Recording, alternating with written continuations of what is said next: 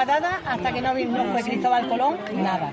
La cebolla y la zanahoria sí la conocían. Los limones no lo conocían hasta que no fueron a Oriente. Y en China vinieron de los limones, los cítricos los trajeron, las mandarinas, las naranjas y los limones los trajeron de China.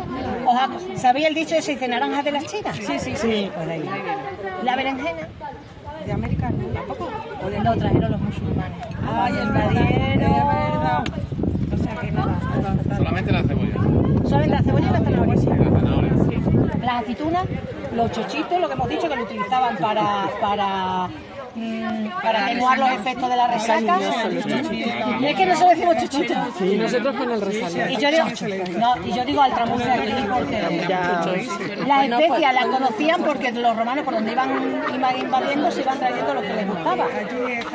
Y las nueces también las conocían, la canela se la trajeron de la India, igual que las especias. Y las lentejas y las judías se lo conocían.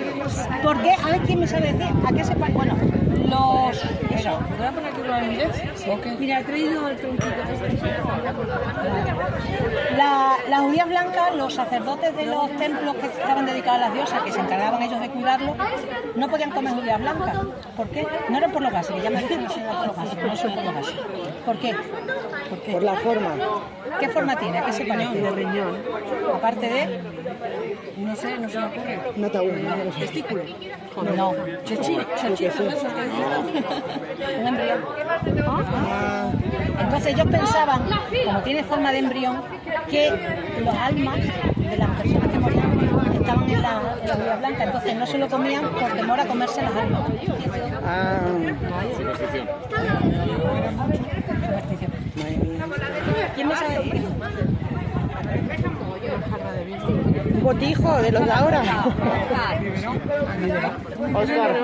¿Un biberón? La ropa. Un biberón. Porque los recién nacidos, durante los 3 primeros días, hasta que las madres le subían la leche y todo, le daban agua con miel. Anda. Y aquí en la tetilla le ponían una bolita de resina, como si fuera un caucho o lo que sea, blandita, para que el bebé pudiera adaptarse los labios y pudiera beber bien. Qué bueno. ¿Sabéis por qué tienen las ánforas de esta forma? Para los barcos. Las transportaban en los barcos, las transportaban en madera y puestas así. Y a la hora de descargarlo, descargaban en la playa, entonces era muy fácil para sujetarla, para mantenerla, pincharlas en la arena.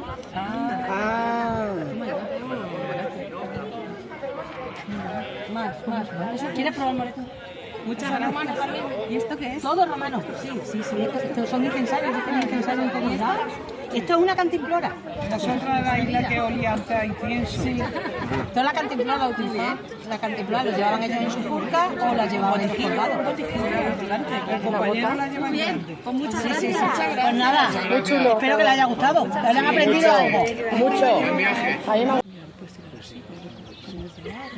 Muy suavecito, muy bien peinado. Y esto es la lana, pero después también tenemos lino. Esto es lino, es la fibra del lino. Es un poco como pelo humano, da un poco de marrollete. Y este de aquí es cáñamo. Esta es otra planta que también se utilizaba. Esto no es tan suave como el lino, tiene un poquito más de pelo grueso. Entonces, queremos hacer hilo. Pues para eso necesitamos nuestras herramientas. Y en esta época no tenemos la rueca de pedal aún, tenemos esto. Esto es una fusayola, esto es un fuso. Y tenemos varios tipos aquí. Este, si te fijas, esto es de barro. Estos aparecen muchísimo en los cascos, aparecen miles. Sí, esto es de barro. Esta fusa. Esta es de madera. Y esta de aquí es de antena de o sea, los cuernos de un ciervo. Cortado al grueso, se debe dentro. Y son muy fáciles de usar si le coges el truco. Al principio, cogerle el truquillo es difícil y no va muy rápido, pero bueno. Es como utilizar una peonza. Si sabes jugar a la peonza, sabes hilar, básicamente.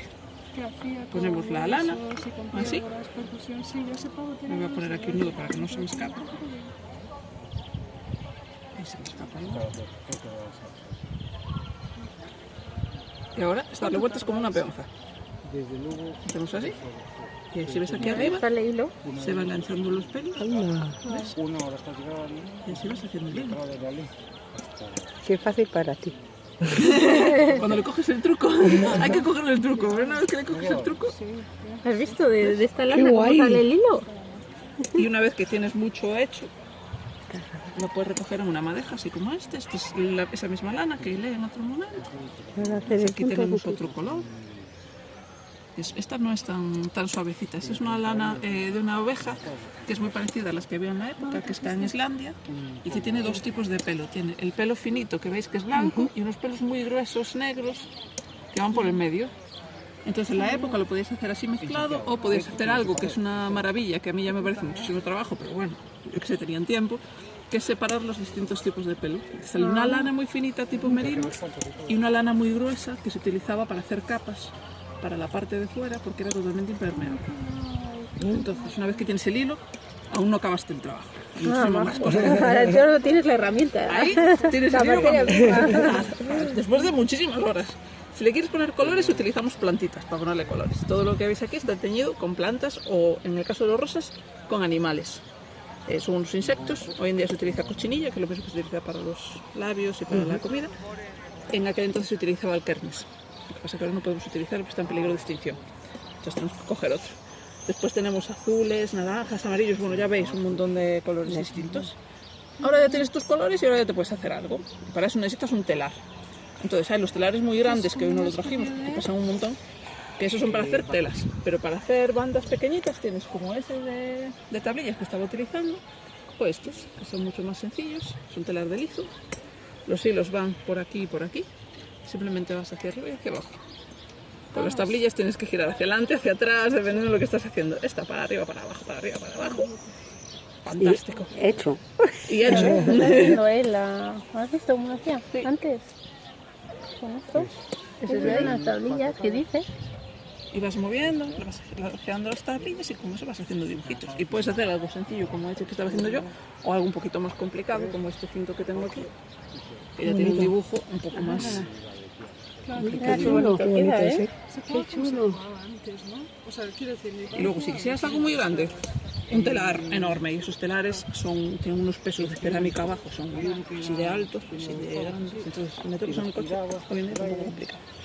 Por eso no lo llevamos. Y otra técnica que tenemos para hacer cosas es esta, que no es muy común verla, la verdad, porque es un poco rara de hacer, que es una tela que no tiene trama, solo tiene urdimbre. Y si os fijáis, lo que hace es una red. Anda. Entonces este se podía utilizar para piezas largas, para cinturones. Se utilizaba, por ejemplo, las guerras napoleónicas, los llevaban los soldados aún. Pero en esta época, en la edad del hierro, en la edad del bronce incluso, se utilizaban para redecillas para el pelo. De tubo para enganchar en la red. La parte de abajo de la red se enganchaban muchas de ellas porque era mucho más económico fabricar cerámica que fabricar plomo, que cuesta dinero, pesa y pierde dinero. La cerámica es mucho más económica, o era más económica para ellos. Tenemos los plomos, hemos hablado de la línea más, tenemos los sedales, tenemos los anzuelos y las cañas. Vale. Pues, para pescar no necesitamos cañas. Un anzuelo, un hilo y una plumada y una bobina donde enganchar. Tenemos esta bobina conocida para pescar y tenemos también para aguantar los sedales. ¿Conocéis la piel de toro? Los lingotes que hacían de estaño para comerciar antes, que es la piel de toro que tiene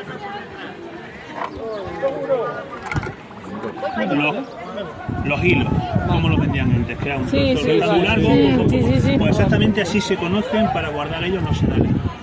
Para hacer los carretes, también conocemos carretes de hilos de otras formas, pero para pescar conocemos ese tipo de carretes. Hemos hablado de anzuelos, pero para los anzuelos necesitamos un cebo. El cebo puede ser atrayente o un engaño. Hemos hablado antes del engaño, el cebo artificial es un engaño. Bueno, pues vamos a hablar primero del atrayente.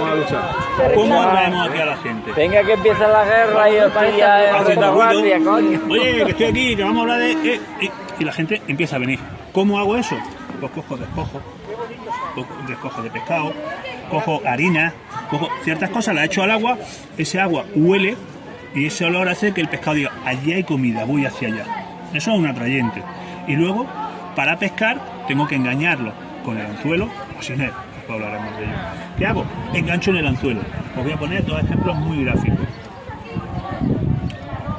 Restos de pescado o el melón que está dulce, ¿no? Un trocito de tocino, un trocino de queso, pero ¿Habéis visto en los alrededores la cantidad de ciruelos que hay? Sí, bueno, sabemos que esto no es de época romana, pero ¿habéis visto la cantidad de ciruelos que hay? Es un ejemplo. Si a la orilla del río hay un peral, un ciruelo, una zarzamora, una higuera, esas peces que están acostumbrados a comer. Si lo engancho en un anzuelo y lo tiro, ¿no es más fácil que me pique con esto que con un trozo de tocino? Cuando no hay de esto, tengo que utilizar el tocino, las pepitas de melón y demás. Pero cuando hay de esto, utilizo lo que hay en la orilla. Y es infinitamente más fácil. Los tontos no eran, somos nosotros los que llevamos la harina, nos gastamos una pasta para pescar. Ellos no se contan la cosa. Cebo atrayente. Ya os he dado algarroba para que probéis. Y, por ejemplo, con la algarroba hacían un cebo que era algarroba molida con alguna harina más, pan rallado. Le añadían vino y unas gotitas de mirra. Con eso dicen que se volvían locos los peces. Al extremo de que utilizábamos nasa, aquí tenemos dos nasas que son pasivas, y utilizaban una que era activa, donde tú ponías, digamos, una cazoleta con una puerta movible. Echabas estas tortas mojadas en vino y con las gotas de mirra, los peces venían a comer y cuando se llenaba tirabas de ellas. ¿Os recuerda a las nasas de cangrejo? Sí. Tenemos activa y tenemos pasiva. Pasiva. ¿A qué os recuerda? Un pez. ¿Y un melón? Un melón. Ah, sí, es una nasa. Tipo melón. Es decir, el peinado femenino tipo melón, ¿por qué era? Por las hendiduras que llevaban en la cabeza, ¿no? Pues aquí por la forma. Melón. ¿Y esto qué recuerda? Un cuerno. La cornucopia. El tipo cornucopia. Vuelvo a decir, los arqueólogos no se calientan la cabeza para decirnos los tipos. Pero bueno, nos ha quedado claro, ¿no? Hay muchísimas más formas, al extremo que para conseguir el murex, los tipos murex, habitualmente lo pescaban con carne, son animales carnívoros, y lo que hacían era cogían y hacían una masa muy tupida, en el centro metían carne y lo tiraban al agua. Con un plomo abajo para quedarse en el fondo, todo alineado, al estilo pulpo. Los pulpos se hacen con tinaja, pues exactamente lo mismo.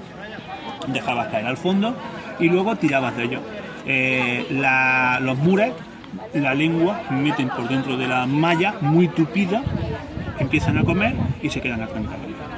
Ya no pueden salir. Y entonces cuando tú tiras de lado, te los llevas. Entonces, tipo de nasa, digo, activo y pasivo. Vamos a seguir hablando de técnicas de pesca, porque cebo, hemos hablado de cebo atrayente, pero no hemos hablado ni de la música, que hablaremos a la 1:30, y sí os voy a comentar la luz. Cuando vamos a la costa nos acercamos al paseo marítimo, ¿no? ¿Y qué vemos en el horizonte por la noche? El faro. El faro sí, el faro está en la tierra, digo en el horizonte. Nada, porque si estoy de noche vemos el atardecer y poco más. De noche, no hay atardecer, ya es de noche. Estrellas en el cielo y ya. Poco vas tú a la costa. Nada.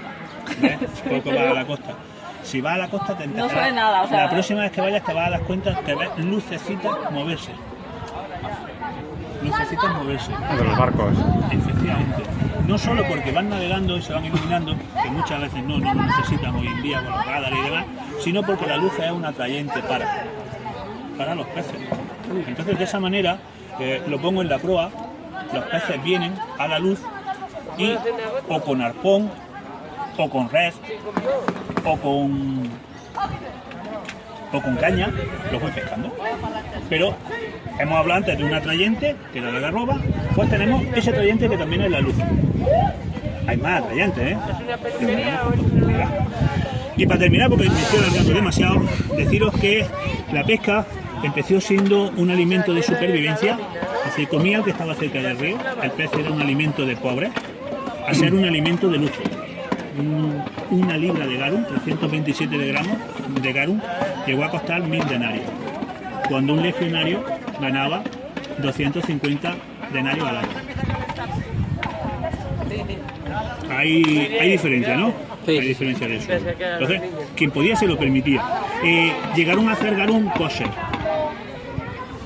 para que de esa manera el mercado judío no se le escapase. La pela es la pela, y más si hay impuestos por medio. Entonces, la pela es la pela, ¿vale? Y eso nos lo dice, por ejemplo, el Ilipense, donde tenemos que ellos son buenos comerciando grano, ¿no? Producen mucho grano. Nos dicen que con la luna, es que con las mareas, Los sábalos, sabemos que un sábalo sube arriba y por consiguiente es una fuente de ingreso para ellos bestial. Estamos en el interior, estamos en la provincia de Sevilla, en Coria del Río, Taura o Ilipense, que hay allí también, la provincia de Sevilla. ¿Vale? La almeja, la vieira. O qué decir de Gades con los atunes.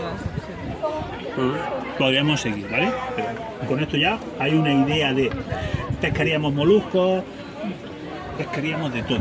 Y los peces fue un artículo tan de lujo que aquí tenemos un pez con vivero. Para que lo pesco en el Mediterráneo y lo subo 50 metros río arriba a Roma. Y el pescado llega vivo a quien se lo quiere vender. Porque con estos taponcitos cierro los agujeros y controlo el flujo de agua que hay en el interior. ¿Van a empezar a pegarse el torque?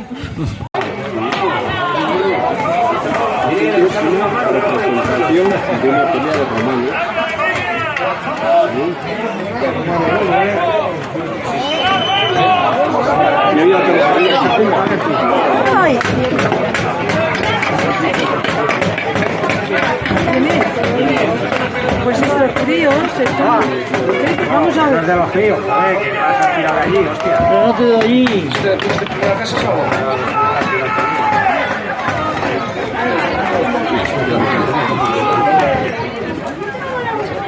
Están en la piscina, digo, estarán ahí jugando.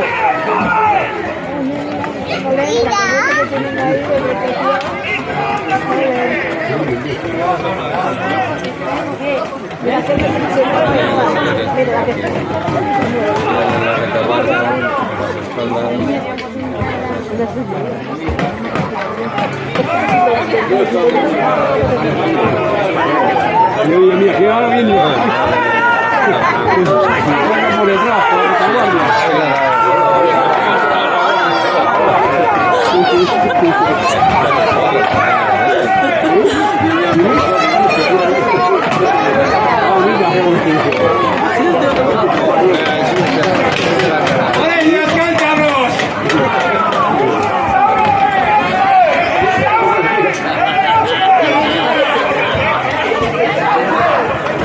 mira, alguno ya está herido, ya, vamos.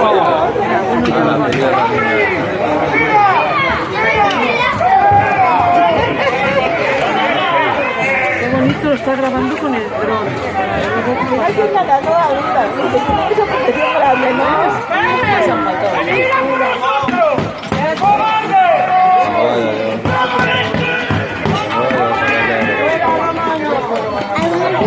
Muerto ya, sí. Y ese pobre por la hermana. No, sale atacales por detrás. Por eso te digo. En el medio, que siempre un marrón. Esto es un elemento. Sí. Mira.